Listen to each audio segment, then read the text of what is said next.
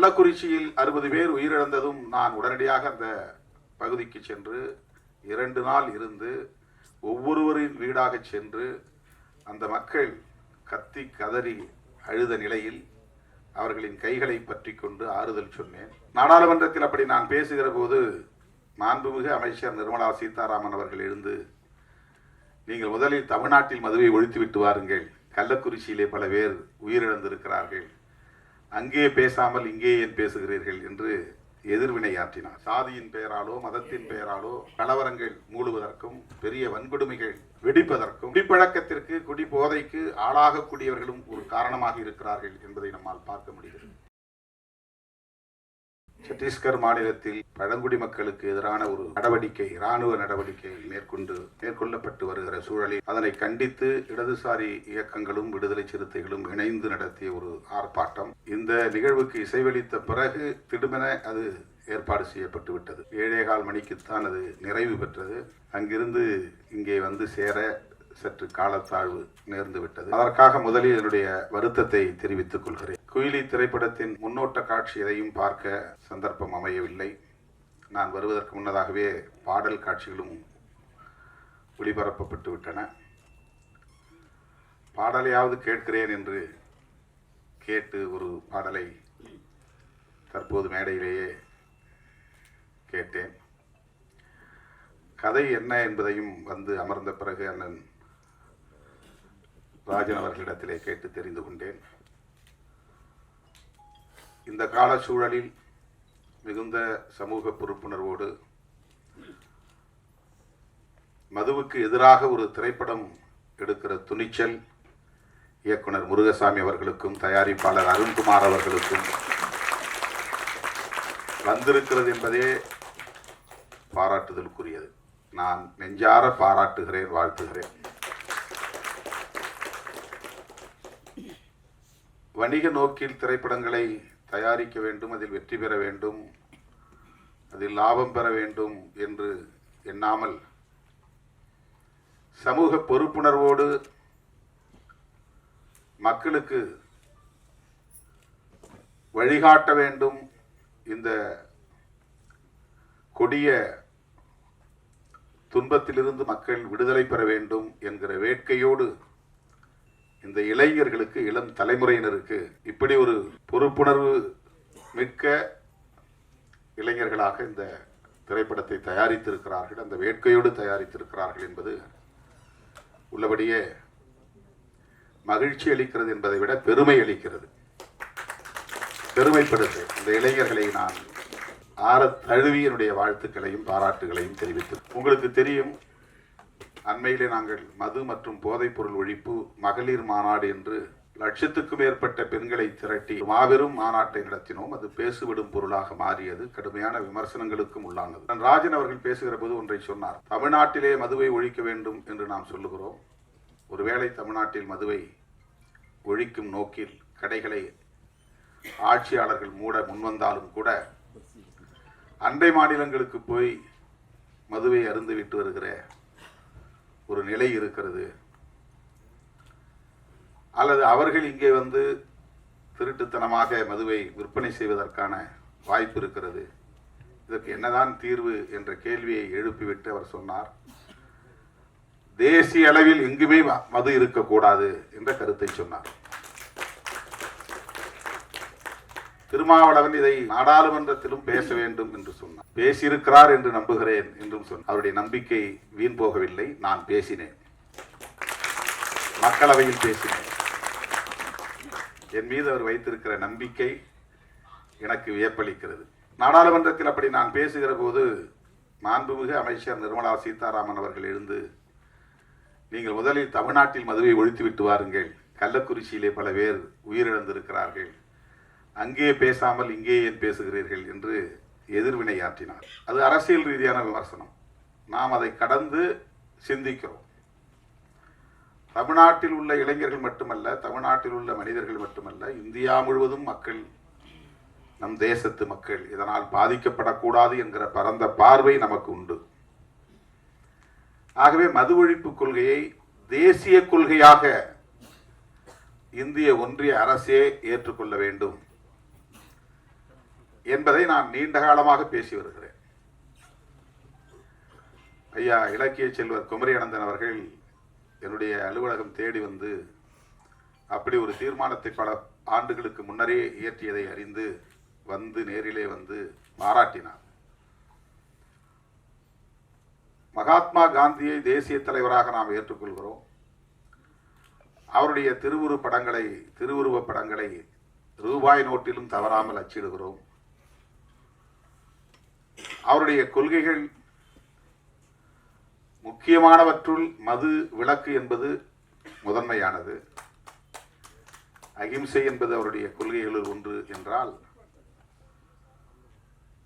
மதுவிலக்கு என்பது முதன்மையான கொள்கைகளுள் ஒன்று.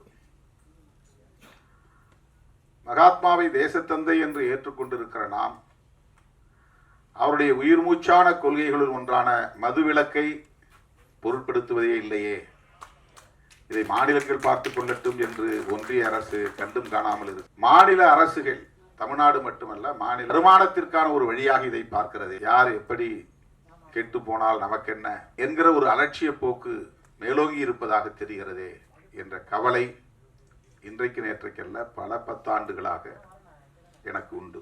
அதை நான் பல மேடைகளில் பேசியிருக்கிறேன். பல மாநாடுகளில் தீர்மானங்களாக நிறைவேற்றி. கள்ளக்குறிச்சியில் 60 பேர் உயிரிழந்ததும் நான் உடனடியாக அந்த பகுதிக்கு சென்று 2 நாள் இருந்து ஒவ்வொருவரின் வீடாக சென்று அந்த மக்கள் கத்தி கதறி அழுத நிலையில் அவர்களின் கைகளை பற்றி கொண்டு ஆறுதல் சொன்னேன். அவர்களுக்கு எம்மால் இயன்ற நிதி உதவியும் செய்தோம். உடனடியாக ஒரு ஆர்ப்பாட்டத்தையும் நடத்தினோம். அது போதாது என்கிற அடிப்படையில் மரக்காணத்தில் உயிரிழந்தவர்களையும் போய் சந்தித்து ஆறுதல் சொல்லிவிட்டு அவர்களுக்கும் நிதி உதவி செய்துவிட்டு அங்கே நான் அறிவிப்பு செய்தேன். மது மற்றும் போதைப் பொருள், மது மட்டுமல்ல, பல வகையான போதைப் பொருள் இன்றைக்கு புழக்கத்திற்கு வெளிப்படையாக வந்திருக்கின்றன. கஞ்சா போன்ற பல வகையான போதைப் பொருட்கள், ட்ரக்ஸ், போதை மாத்திரைகள் பள்ளி வளாகங்களிலே இப்போது கிடைக்கிறது. நகர்ப்புறங்களில் மட்டுமே புழக்கத்தில் இருந்த போதைப் பொருட்கள் இப்போது கிராமப்புறங்களிலும் ஊடுருவி இருக்கிறது. இந்த துயரத்தை, இந்த அவலத்தை எண்ணி இதற்கென்று ஒரு மாநாடு நடத்த வேண்டும் என்று அறிவிப்பு செய்து அதை ஒரு தேசிய கொள்கையாக இந்திய ஒன்றிய அரசே ஏற்றுக்கொண்டு எந்த மாநிலத்திலும் மதுக்கடைகள் திறக்கக்கூடாது,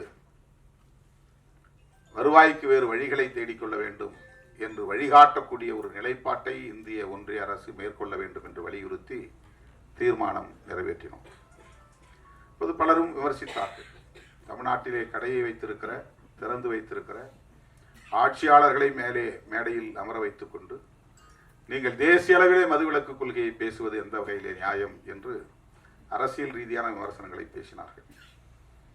நம்மை பொறுத்தவரையில் ஆட்சியில் இருந்தாலும் கூட அவர்களையும் மேடையில் அமர வைத்து மதுவை ஒழிக்க வேண்டும் என்று சொல்லுகிற துணிச்சல் விடுதலை சிறுத்தைகளுக்கு உண்டு என்பதை அந்த நிகழ்வின் மூலமாக உறுதிப்படுத்தினோம். கூட்டணியில் இருக்கிறோம், அவர்களை வைத்துக் கொண்டு மேடையிலே பேசக்கூடாது என்று நாங்கள் அஞ்சவில்லை. உங்களுக்கும் இதிலே உடன்பாடு இருக்கிறது, எனவே மேடைக்கு வாருங்கள், ஒன்றும் பிரச்சனை இல்லை, வந்து உங்கள் கருத்தை சொல்லுங்கள். மேடைக்கு வந்தார்கள். தேர்தல் வாக்குறுதியிலேயே மதுக்கடைகளை மூடுவோம் என்று திராவிட முன்னேற்ற கழகம் ஏற்கனவே அறிவித்திருக்கிற நிலையில் இந்த மாநாட்டிலும் பேச வேண்டும் என்று நாங்கள் அந்த கூட்டணி உறவை பயன்படுத்தி ஒரு அழுத்தம் கொடுத்தோம் என்பதுதான் உண்மை. அதுதான் ஒரு பிரஷர். ஆளுங்கட்சியை மேடையிலே அமர வைத்து ஆமாம் எங்களுக்கும் மதுக்கடைகளை மூட வேண்டும் என்கிற கருத்திலே உடன்பாடு உண்டு என்று சொல்ல வைத்தது விடுதலை சிறுத்தைகள் என்பதை நான் இந்த இடத்திலே பதிவு செய்ய விரும்புகிறேன். ஆகவே இந்தியா முழுவதும் மது ஒழிக்கப்பட வேண்டும், போதைப் பொருள் புழக்கம் கட்டுப்படுத்தப்பட வேண்டும். தினந்தோறும் நான் சுற்றுப்பயணத்தில் இருக்கிறேன், ஏதாவது ஒரு கிராமத்தில் இருக்கிறேன், ஏதேனும் ஒரு நிகழ்ச்சியில் பங்கேற்கிறேன். உள்ளபடியே ஒவ்வொரு நாளும் நான் நொந்து போகிறேன். மேடைக்காக நான் பேசவில்லை. இளம் வயதிலேயே பல இளைஞர்கள், ஒரு குறிப்பிட்ட சமூகத்தை சார்ந்தவர்கள் என்று இல்லை, அனைத்து சமூகங்களை சார்ந்தவர்களும் இந்த கொடிய குடிப்பழக்கத்திற்கு ஆளாகி இளம் வயதிலேயே வாழ்வை பாழாக்கி கொள்ளுகிறார்கள். குடும்பம் நடத்துவதற்கான ஆளுமையையே இழந்து விடுகிறார்கள். ஏதோ தாம்பத்திய உறவை கொண்டு 2-3 பிள்ளைகளுக்கு தந்தையாகி விடுகிறார்கள். ஆனால் அந்த பிள்ளைகளை பாதுகாக்கவோ பராமரிக்கவோ அவர்களை படிக்க வைக்கவோ அவர்களுக்கான எதிர்காலத்தை நல்ல முறையில் அமைத்து தரவோ பொறுப்புணர்வு கொண்ட ஆளுமையாக அவர்கள் இல்லை. நிற்க முடியாமல் தடுமாறுகிறார்கள். அதிகாலையில் இருந்து படுக்க போகிற வரையில் போதையில் மிதக்கிறார்கள். அவ்வளவு குடும்ப பாரத்தையும் மனைவி சுமக்கிறார். அது எவ்வளவு கொடிய துயரம் என்பதை நேரிலே பார்த்தால்தான், களத்திலே சந்தித்தால்தான் உணர முடியும். இந்த நாட்டை பீடித்திருக்கிற பேர் அவலங்களுள் இது ஒன்று. எத்தனையோ பல இளைஞர்கள் கல்வி பெற வேண்டிய வயதில், இல்லற வாழ்வை நுகர வேண்டிய வயதில் யாவற்றையும் பறிகொடுத்து சுய நினைவை இழந்து எந்த ஆளுமையும் இல்லாமல் சமூகத்தாலேயே புறக்கணிக்கக்கூடிய அளவுக்கு மாறிவிடுகிறார்கள். முதல் பாட்டு இந்த படத்திலே கேட்டேன். இந்த அவலங்கள் அனைத்தையும் அப்படியே வரிகளாக்கி இருக்கிறார்கள். இந்த பாடல் மிகவும் நம் நெஞ்சை ஆழமாக தொடுகின்றது. மிக மிக இன்றியமையாத ஒரு பாடல். எல்லா கிராமங்களிலும் கட்டாயமாக போட்டு காட்ட வேண்டிய ஒரு பாடல். எல்லோரும் தன்னுடைய அலைபேசியிலே வைத்திருக்க வேண்டிய ஒரு பாடல். விழிப்புணர்வை ஏற்படுத்தக்கூடிய ஒரு பாடல். அந்தோனிதாஸ் குரலில் பாடியிருக்கிறார் என்று கருதுகிறேன். இசையும் மிக சிறப்பாக வந்திருக்கிறது. வேட்டவளம் ராமமூர்த்தி பாடல் அவ்வளவு யதார்த்தமாக அந்த துயரங்களை காட்சிப்படுத்தி இருக்கிறார்கள், வரிகளுக்குள் கொண்டு வந்திருக்கிறார்கள். தோழர்களே, நாம் ஒவ்வொருவருக்கும் இதிலே பொறுப்பு இருக்கிறது. இந்த ஆட்சி அந்த ஆட்சி என்று நாம் இதில் அரசியலை நுழைத்து மதிப்பீடு செய்ய தேவையில்லை.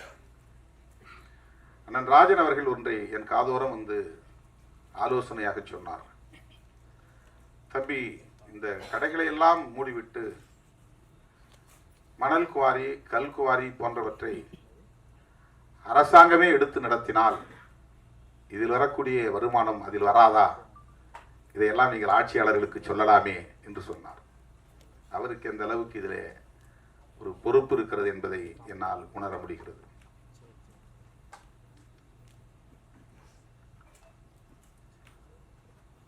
தமிழக முதலமைச்சரிடத்திலே தனிப்பட்ட முறையிலே இதை பற்றி பேசுகிற போதும் கூட அவருக்கும் அந்த கவலை இருக்கிறது.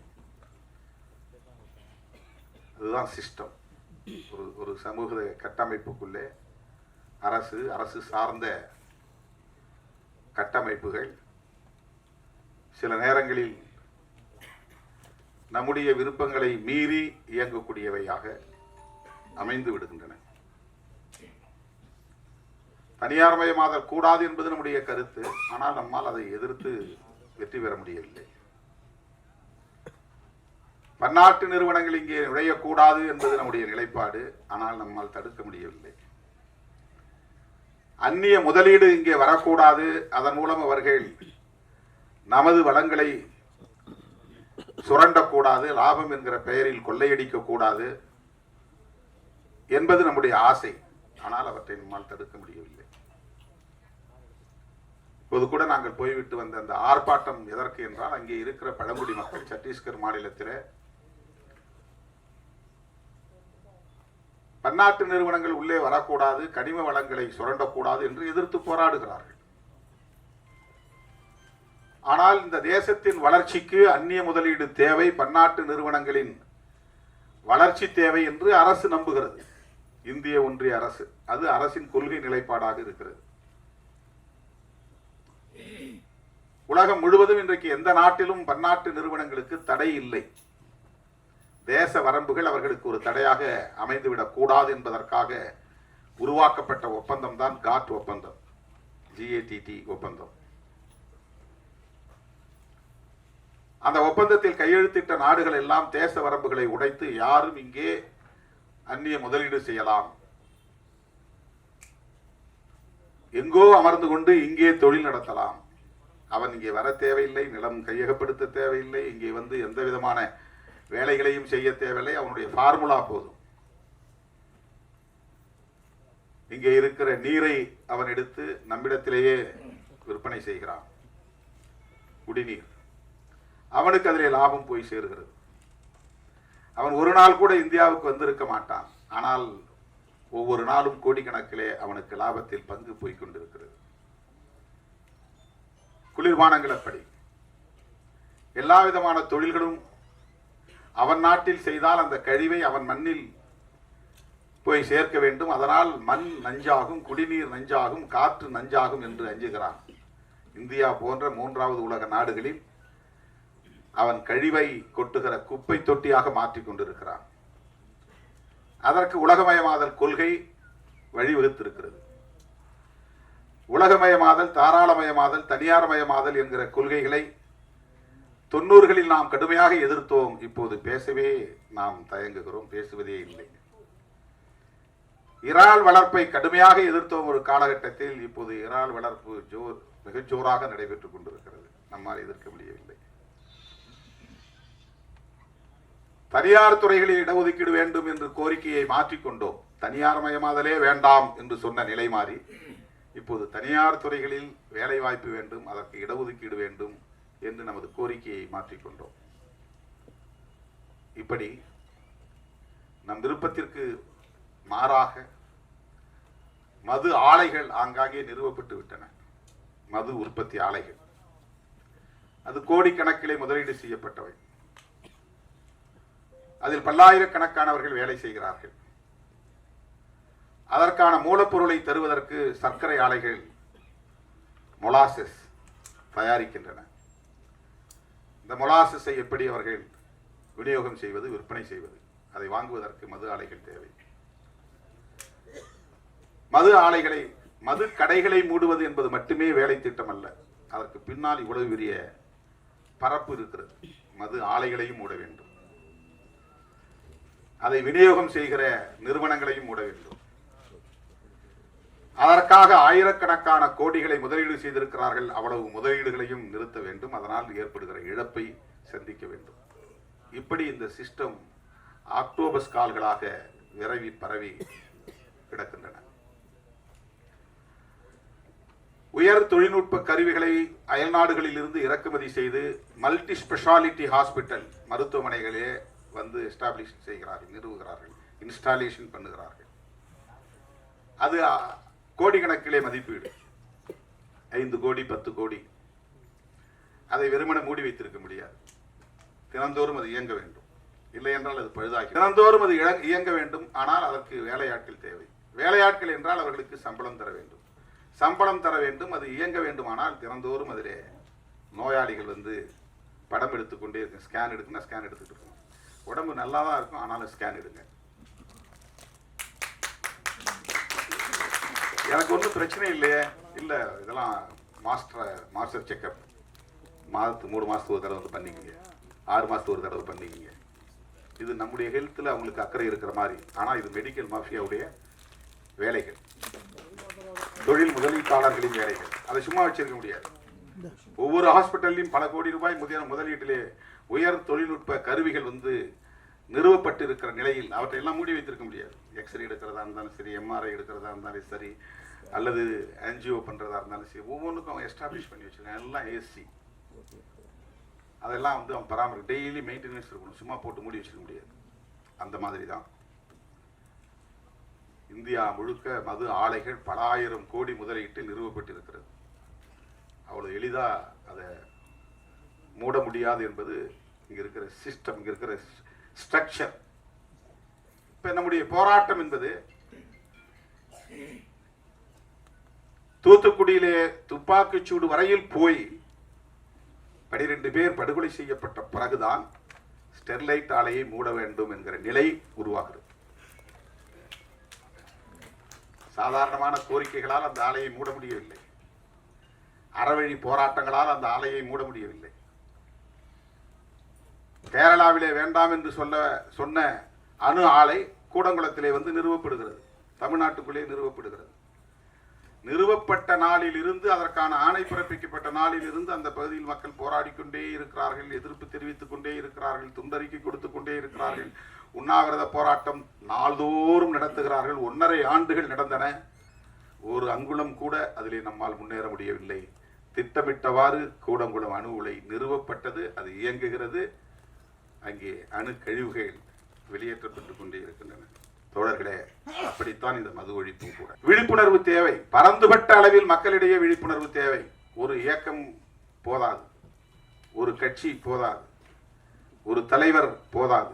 அரசை நிறுவுகிற ஆற்றல் பெற்ற மக்கள், அரசை தூக்கி எறிகிற ஆற்றல் பெற்ற மக்கள் விழிப்புணர்வு பெற்ற அரசியல் சக்தியாக மாறுகிற போது, தொடர்ந்து போராடுகிற துணிச்சலை பெறுகிற போது, சமரசமின்றி போராடுகிற ஆற்றலை பெறுகிற போது எல்லாவற்றையும் தலைகீழாக புரட்டி போட முடியும். அதற்கு சான்று வேளாண் சட்டங்களை இந்த அரசு திரும்ப பெற வைத்தது. விவசாயிகளின் தொடர் போராட்டம். அது ஒரு கட்சி நடத்திய போராட்டம் அல்ல, ஒரு குறிப்பிட்ட தலைவன் நடத்திய போராட்டம் அல்ல.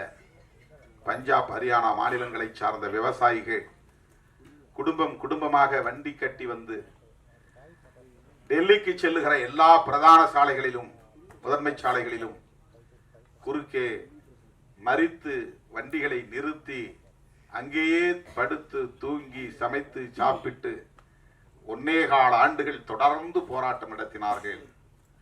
அந்த போராட்டம் ஆட்சியாளர்களால் கண்டுகொள்ளப்படவில்லை, அலட்சியப்படுத்தப்பட்டது. ஆனால் பஞ்சாப் மாநிலத்திற்கு தேர்தல் வந்தது, ஆட்சியாளர்களுக்கு கிளி பிடித்தது, வயிற்றில் புலி கரைத்தது. இந்த போராட்டத்தை கண்டுகொள்ளாமல் இருந்தால் நாம் மிக மோசமான தோல்வியை சந்திக்க நேரிடும் என்று நிறைவேற்றப்பட்ட சட்டங்களை, குடியரசுத் தலைவரால் அங்கீகரிக்கப்பட்ட சட்டங்களை திரும்ப பெற்றார்கள் என்பது வரலாறு. அது ஒரு புரட்சி. அப்படி ஒரு புரட்சி தேசிய அளவில் உருவாக வேண்டும். மதுவுக்கு எதிராக மது ஒழிப்பு என்கிற காந்திய கொள்கை தேசிய அளவில் பரவ வேண்டும். இன்றைக்கு மீண்டும் காந்தி நமக்கு தேவைப்படுகிறார். மதச்சார்பின்மைக்காகவும் தேவைப்படுகிறார், மது விலக்குக்காகவும் தேவைப்படுகிறார். மதத்தின் மீது நம்பிக்கை உள்ளவர். அந்த அடிப்படையிலே காந்தியடிகளோடு எமக்கு முரண்பாடுகள், கடுமையான முரண்பாடுகள் உண்டு. அவருக்கு முற்பிறவியின் மீது நம்பிக்கை உண்டு, அடுத்த பிறவியின் மீது நம்பிக்கை உண்டு. இந்த சாதிய கட்டமைப்பை இறைவனால் உருவாக்கப்பட்டதுதான் என்கிற நம்பிக்கை உண்டு. தீண்டாமை மட்டும் கூடாது என்று சொன்னார். அப்படி சொன்ன கருத்துக்களிலே நமக்கு முரண்பாடு உண்டு. ஆனால் உருவாகி இருக்கிற இந்த புதிய அரசு, வெள்ளையன் வெளியேறிய பிறகு நாம் உருவாக்கி இருக்கிற இந்த புதிய அரசு மதசார்பற்ற அரசாக இருக்க வேண்டும் என்பதிலே உறுதியாக இருந்தார். அதனால்தான் காந்தியடிகள் கொல்லப்பட்டார். அவர் இறை நம்பிக்கை உள்ளவர், கடவுள் மறுப்பாளர் அல்ல. பெரியாரை போல கடவுளை மறுத்து பேசியவர் அல்ல. அவர் மத நம்பிக்கையாளர். புரட்சியாளர் அம்பேத்கர் அவர்களைப் போல இந்து மதத்தை விமர்சித்தவர் அல்ல. அடுத்த பிறவியின் மீது நம்பிக்கை உள்ளவர், புராண திருவிளையாடல்களின் மீது நம்பிக்கை உள்ளவர். அப்படிப்பட்டவரையே படுகொலை செய்தார்கள் என்றால் அதற்கு காரணம் அவருடைய மதச்சார்பின்மை என்கிற கொள்கை நிலைப்பாடுதான். அதே போல மது விலக்கு. இன்றைக்கு நாம் குயிலி திரைப்படம் எடுத்திருக்கிறோம் என்று சொன்னால், துணிந்து அதை திரைப்படமாக்கி மக்களிடத்திலே கொண்டு போய் சேர்க்க வேண்டும் என்று வந்திருக்கிறோம் என்றால், காந்தியடிகள் ஏற்படுத்திய தாக்கத்தின் விளைவு என்று இதை சொன்னால் யாரும் மறுக்க முடியாது. களத்திலே நாம் சந்திக்கிற அவலங்கள் நம்மை சிந்திக்க வைக்கிறது என்பது. ஒவ்வொரு ஊரிலும் பிரச்சனைகளுக்கு காரணம், ஒவ்வொரு ஊரிலும் குறைந்தது 10 அல்லது 20 பேர் போதையில் இருக்கிறார். சாதியின் பெயராலோ மதத்தின் பெயராலோ கலவரங்கள் மூடுவதற்கும் பெரிய வன்கொடுமைகள் வெடிப்பதற்கும் குடிப்பழக்கத்திற்கு, குடி போதைக்கு ஆளாகக்கூடியவர்களும் ஒரு காரணமாக இருக்கிறார்கள் என்பதை நம்மால் பார்க்க முடிகிறது. லட்சம் பேர் அமர்ந்திருக்கிற ஒரு அவையில் 100 பேர் குடிபோதையிலிருந்து குழப்பத்தை ஏற்படுத்தி விடுகிறார்கள். அந்த கட்டுப்பாட்டை சீர்குலைத்து விடுகிறார்கள். இது நாட்டுக்கு கேடு. படத்தின் முதல் பாடலே அதுதான், நாட்டுக்கு கேடு, வீட்டுக்கு கேடு, அதை விட்டு தொலைப்போம் என்கிற அந்த கருத்து. தோழர்களே, இதனால் என்ன நாம் சாதிக்கப் போகிறோம் என்று கருதாமல், இது என்ன பெரிய விளைவை ஏற்படுத்திவிடப் போகிறது என்று கருதாமல், இந்த விழிப்புணர்வை இன்னும் விரிவாக்கிக் கொண்டே போக வேண்டும். சில இளைஞர்களையாவது நாம் அந்த கொடுமைக்கு ஆளாகாமல் தடுக்க முடியும், அந்த துயரத்திற்கு ஆளாகாமல் தடுக்க முடியும். இளம் தலைமுறையினரை பாதுகாக்க முடியும்.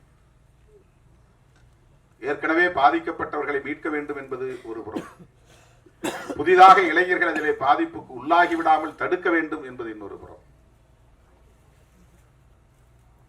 ஒவ்வொரு மருத்துவமனையிலும் டி அடிக்ஷன் சென்டர் இருக்க வேண்டும், இந்த மதுக்கடைகளை மூடுகிற வரையில். இது என்னுடைய கோரிக்கை. முதலமைச்சருக்கு நேரிலே போய் நான் சொன்னேன். எங்கேயாவது தேட வேண்டியிருக்குது. ஒரு ஸ்டேட்டுக்கு 2-3 தான் இருக்கு டி அடிக்ஷன் சென்டர். கவுன்சிலிங் இல்லை. எல்லா மருத்துவமனையிலும் கவுன்சிலிங் இருக்கணும். மருத்துவமனைகளில் உளவியல் சார்ந்த அறிவுரைகளை தருவதற்கு, விழிப்புணர்வை தருவதற்கு சிறப்பு பயிற்சி பெற்ற மருத்துவர்களை நியமிக்க வேண்டும். எல்லா நோய்களுக்கும் அடிப்படையாக இருப்பது உளவியல் சிக்கல்கள் தான். நம்முடைய உணவு பழக்கம் என்பதை விட, நம்முடைய உறக்க பழக்கம் என்பதை விட, இவற்றால் ஏற்படுகிற உளவியல் சிக்கல்கள் தான் மன அழுத்தத்திற்கு காரணமாகி நோய் எதிர்ப்பு சக்தியை குறைக்கிறது. மன அழுத்தம் பெருக பெருக இம்யூனிட்டி என்பது குறைந்துவிடும். மன அழுத்தம் பெருக பெருக பயம் என்பது ஆக்கிரமிக்கும். பயம்தான் எதிர்ப்பு சக்திக்கு எதிரியே. எந்த ஆன்டிபயாட்டிக்கு ரெஸ்பாண்ட் பண்ணாது.